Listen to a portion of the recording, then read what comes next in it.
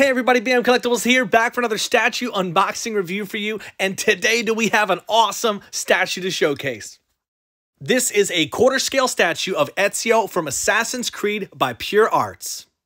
I'm going to openly admit this is my first ever quarter scale statue to own, and man, am I just blown away at seeing one for the first time in person. I want to encourage you to stick around for the remainder of the video. I do have not just a statue showcase plan, but a mini tutorial of how I eliminated the need to use batteries to light the LEDs on the statue. Flipping this on the bottom, we'll see the edition size is 2500. Mine is number 132. Awesome looking silhouette of Ezio there in the red and white. Hidden extremely well right here is going to be the button that turns on the LEDs. That is one thing I will praise this statue for, is it feels very organic even with all the electronics baked into it. The paint application all throughout the bottom of the base looks fantastic. And if we look over here, this is metal and it's the edition size again. It's got that PureArts logo, which looks like a giant ink blot. And what I love is it is removable and you can stick it on. There's a small magnet on the base. So it's something that you can either have on there or not. I'm going to leave it on there, but nice that they give you that option to remove it if you want. Turning this around back, we will find the area where the batteries are going to be housed. Now, this is very difficult to take off with just your fingers. It actually hurts a little bit, but it's just a strong magnet that holds it into place. You'll see here there is 6 slots for 6 double A's. Though there's 6 slots, you only need 3 to light everything up. You can either put 3 on the left, 3 on the right. I'm guessing it's maybe a backup if one side dies. You'll see there is a flat area right around where that orange circular part is. That's where Ezio's foot will go. And just take a minute to admire everything here. It looks exactly like they took a building out of Italy and placed it in this statue. The holes you see there is where the LED lights will be shining through later. I remember the first time I saw this statue on a Facebook group and somebody had taken a picture at a convention when they were showing it and it just blew me away. And I told myself one day, I really want to try to get that statue. I really want to try to. And thank goodness I found a great deal on it. And so that's why it did make its way into my collection.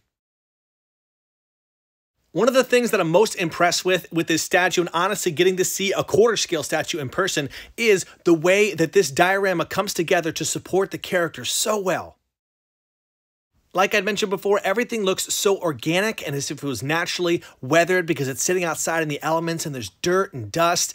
And I just feel like they executed the way that everything comes together on this base so well. This is right here is the steel rod, one there and over here. And that's where we'll later connect the other pieces that create the larger circle. I don't know how they wired everything exactly, but I know that that's some way that they're emitting the electricity throughout all the different base and it lights up some of the animus particles that we'll see very soon. Speaking of particles, this is the first time we will see them on one of the pieces for the statue, and let me tell you, other than Ezio's character sculpt himself, this is my favorite part about the statue, how it feels like the animus is loading in the specific scene, the memories, and they just did such an incredible job at blending both the organic feel of a building in Italy and the animus particles from a computer, and I love how they chose this shade of purple as well.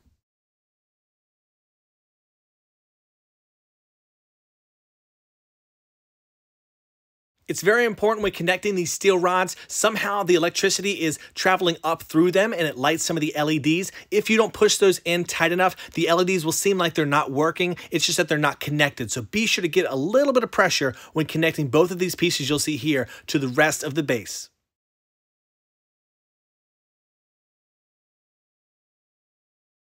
It's close-up shots like this that really show the passion that PureArts has for the work that they do. What an incredible job that they did on this.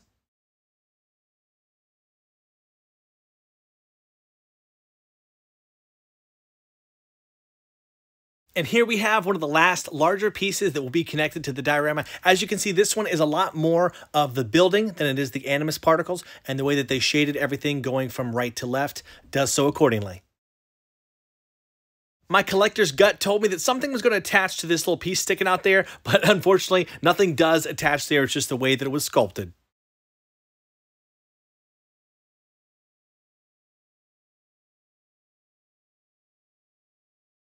With all these main larger pieces assembled now, I just want to take a moment to soak in how awesome that looks sitting back there. Like I mentioned before, all the holes on the side of the base are where LEDs shine from out of. Like mentioned before, this does require batteries to power these LEDs, and I am not a fan of batteries at all with statues. I'm always scared that either they're going to have to die, so I'm replacing them often, or just the acid is going to somehow break from the battery and ruin the statue. I'm sure we all have that same fear. This is what I would normally be using, but instead we're going to be going with a different product today, something that's new to me. I've never tried it before. It's an electronic battery. First off, I'm going to have a link in the description to where you can find those on Amazon. So it's got that plug that goes to the other side that we're going to go plug in the wall. And the first one, this is kind of the main battery that's plugged in. We're going to stick it into that slot there. And then these are what's called dummy batteries. I guess the current passes through those.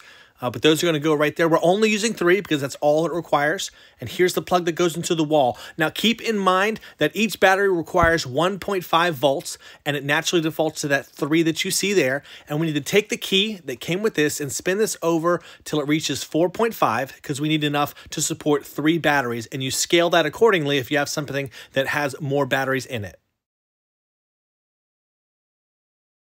What's nice is that wire coming out of the main battery is so thin that we can put the back plate on with no problem. I'm going to dangle this through the top here.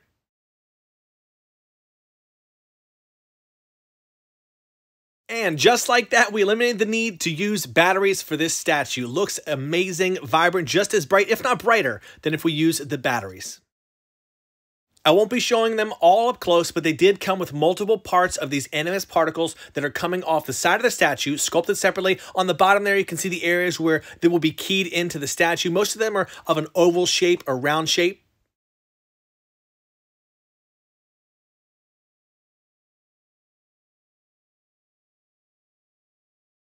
I'll show this little effect piece off real quick. Now, this one actually confused me for about a minute or two, but I found out it does go directly behind where Ezio's standing. It is important that you put this effect on first and then the following second, or else they will scrape against each other.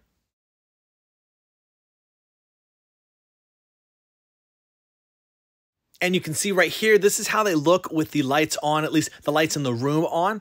It's very subtle, doesn't stand out too much, just enough. But as we transition, I want to go ahead and turn off the lights so you can see how this all looks in the dark. I'll be the first to tell you it looks just as breathtaking in person as it does on camera. I love how the purples are coming through, and then you have the orange-yellow look as it's shining through the building parts. And moving on to the man of the hour, we'll take a look at his left arm, which was sculpted half separately. What I'm most amazed at with this being my first quarter scale statue is you have so much to work with and paint because everything obviously is larger. What's really cool is the cloth looks like cloth. The metal with the ring and the blade look like metal. The hand looks like flesh. The leather just looks like leather. It's incredible how much they're able to accomplish because they have so much more to work with when I'm used to dealing with 1/8 scale statues, which are a lot smaller. My gosh, even all the belt buckles and rivets that they have on here, how they uniquely painted everything, it's just absolutely astonishing looking.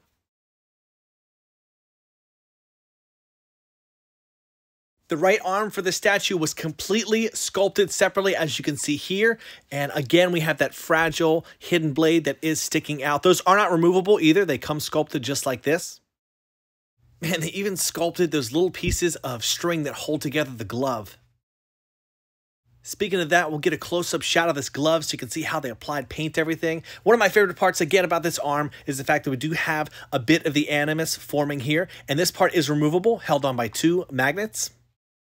Now, to my knowledge, there's no instructions on what batteries to use here, so we'll go over that shortly. If you press that button there, you'll have the LED light that turns on. And what I love is the fact that they sculpted it to look like a piece of animus is forming. So again, it looks organic and natural. All the buttons are hidden all throughout the statue, and it just doesn't take away from the look of everything. LR1130 1.5 volt batteries are what you're going to be looking for to power the arm unit LED. I will provide another link below for that. Again, these are Amazon affiliate links, so if you purchase something when clicking those links, it helps the channel out greatly. I am absolutely blown away at the size and quality of the main sculpt of Ezio. Everything you see here is sculpted as one giant piece. One of the greatest wonders in the world will be if you open up the packaging for this and see how they were able to secure everything together in quite a compact box. All right, so on to Ezio's outfit. One of my favorite parts about the overall design is the nice blending of cloth, metal, and leather that goes all throughout. I swear, getting up close to the cloth parts of the statue, I did not believe that it's not actually real cloth. It looks so realistic. Huge shout out to the sculptor and team over at PureArts, how they were able to sculpt out the animus forming from that sash piece that's coming out of his outfit. That just looks phenomenal as well. Again, look at that cloth material, the way it was painted. Don't tell me that does not look realistic. Don't even tell me. There is not a detail that was missed. From the rivets, the belts, the buckles, the strings, the cloth, the garment, everything is so cleanly painted and shaded. I did not even find a flaw in this statue. Now, I might have just got the lucky draw and this one got so much time and attention, but I am really counting on the fact that PureArts really has great quality control and it shines all throughout this statue.